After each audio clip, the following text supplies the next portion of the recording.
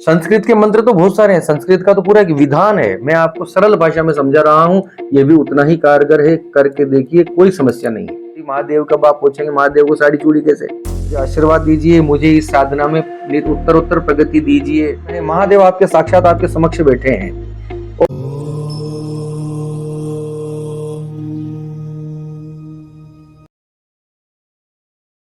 अमोघ शक्ति देखने वाले सभी दर्शकों को पंडित अखिलेश उदय जी का प्रणाम। नमन मित्रों, पिछले वीडियो में हमने कुछ चर्चा की थी गुरु के बारे में, गुरु दीक्षा के बारे में।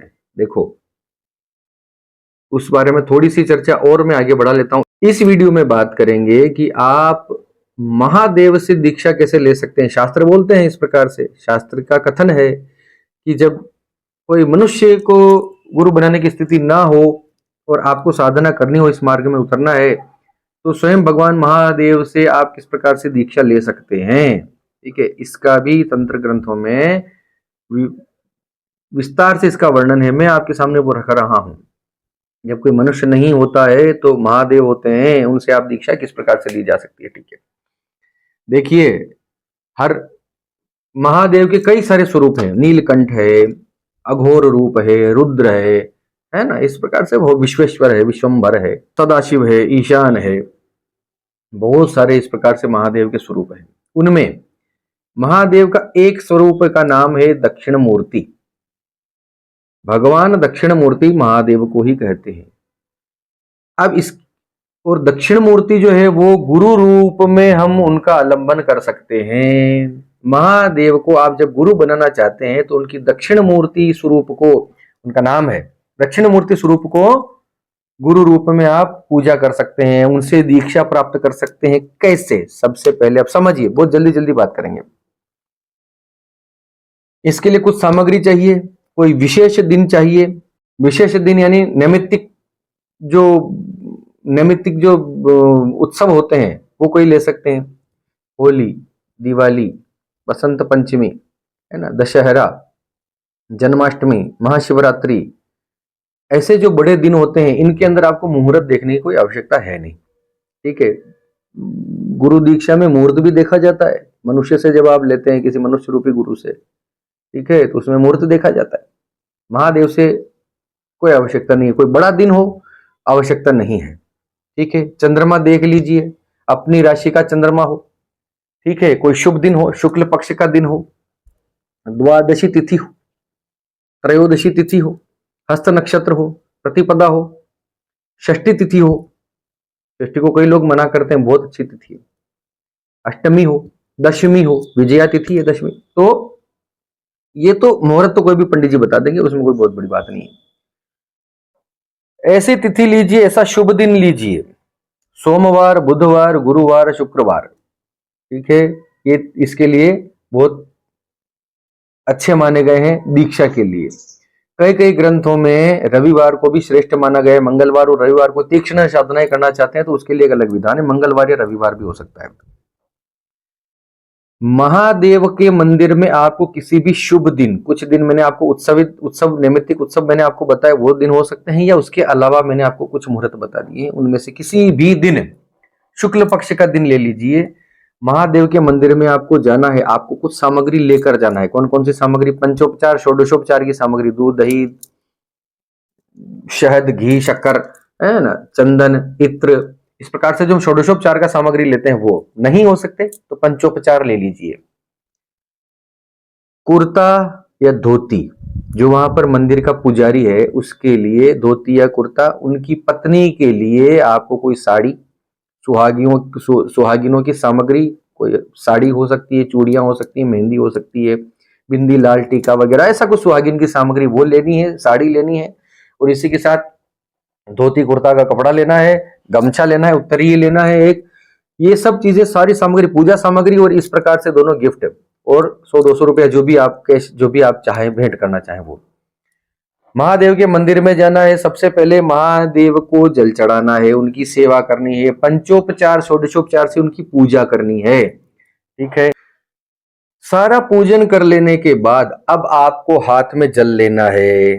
ठीक है, हाथ में जल लेकर आपको संकल्प करना है कि मैं अमुक गोत्रीय, अमुक व्यक्ति मेरी माता का नाम ये, मेरे पिता का नाम ये, मेरा गोत्र ये, मेरा जन्म स्थान ये, मेरा वर्तमान निवास स्थान ये, आज इस दिन को, इस तिथि को, इस नक्षत्र को, इस योग को, इस करण को, जो भी जितना आप बोल सकते हैं उतना, जितना आपको याद हो, ठीक है। इस वार को मैं आज भगवान श्री महादेव के दक्षिण मूर्ति स्वरूप से दीक्षा लेने के लिए ये मैंने सारा आज पूजा किया और दीक्षा लेने का इच्छुक कृपया मेरी इस प्रार्थना को स्वीकार करें। इस प्रकार से उनके ऊपर आप जल छोड़ दीजिए, एक अर्पण संकल्प ले लीजिए कि मुझे आपसे दीक्षा चाहिए प्रभु, मन ही मन।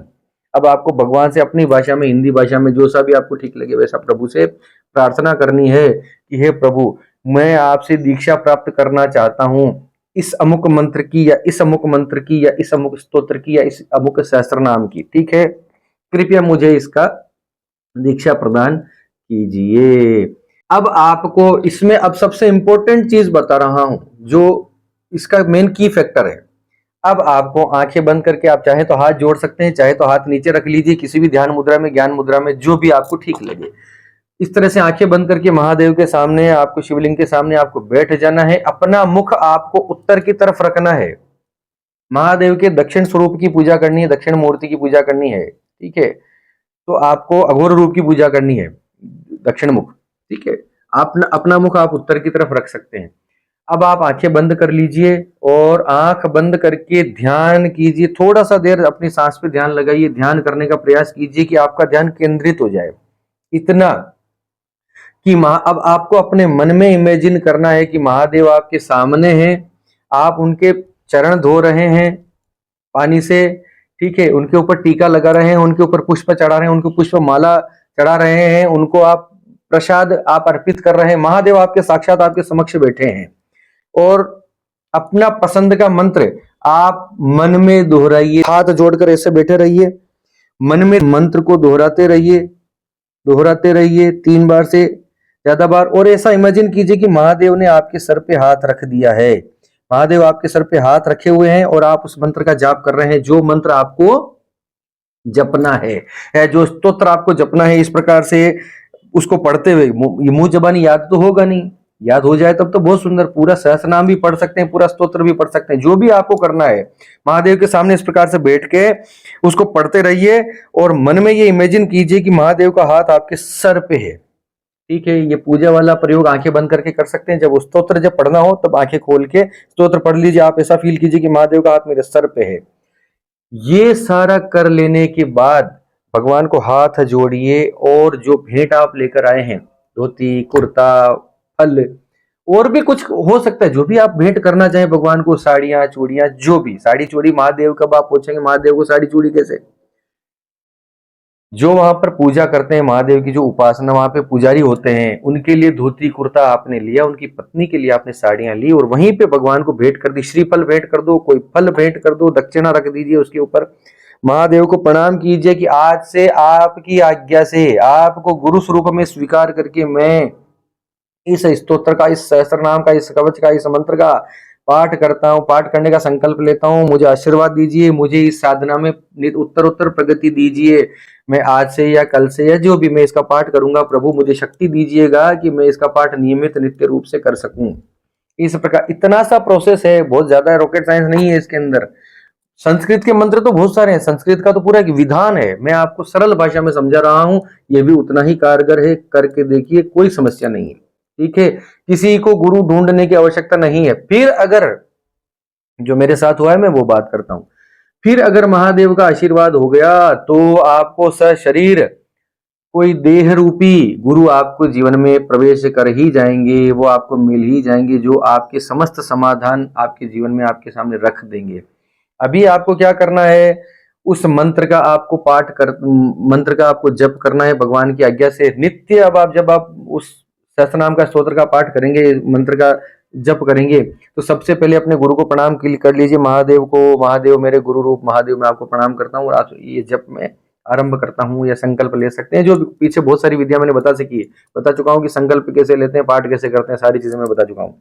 इस प्रकार से आप नित्य अपना पाठ शुरू कीजिए। जिस दिन गुरु रूप महादेव आपके ऊपर, उनको दया आ गई, कृपा हो गई, आपके जीवन में सशरीर गुरु भी आ जाएंगे, जो कि आपको आपकी नित्य समस्याओं का समाधान आपको कर देंगे, आपके प्रश्नों का उत्तर आपके सामने रख देंगे। नहीं तब तक महादेव को परम गुरु मानते हुए, क्योंकि सब गुरुओं के गुरु तो वही है ना, कोई सशरीर गुरु भी आ जाएंगे, कोई व्यक्ति भी मनुष्य रूपी गुरु भी आ जाएंगे, तब भी उनके उनके महागुरु तो महादेव ही है ना, उनको आपने बना लिया है। कहीं कोई समस्या नहीं है, धीरे धीरे आगे बढ़िए, धीरे धीरे उस मार्ग में आगे बढ़ते रहिए, नित्य निरंतरता बनाए रखिए। उसके बिना तो साधना मार्ग में भूल ही जाइए कि कुछ होगा, अगर निरंतरता नहीं है। ठीक है, ये इसका छोटा सा प्रोसेस था गुरु बनाने का। इस प्रकार से आप गुरु बनाइए और आगे बढ़िए अपने जीवन में, हमारी तो यही कामना है। इसी के साथ आप सबके मंगल की कामना करता हुआ मैं पंडित अखिलेश ओदिच आपसे विदा लेता हूँ। धन्यवाद। सर्वे भवन्तु सुखिनः।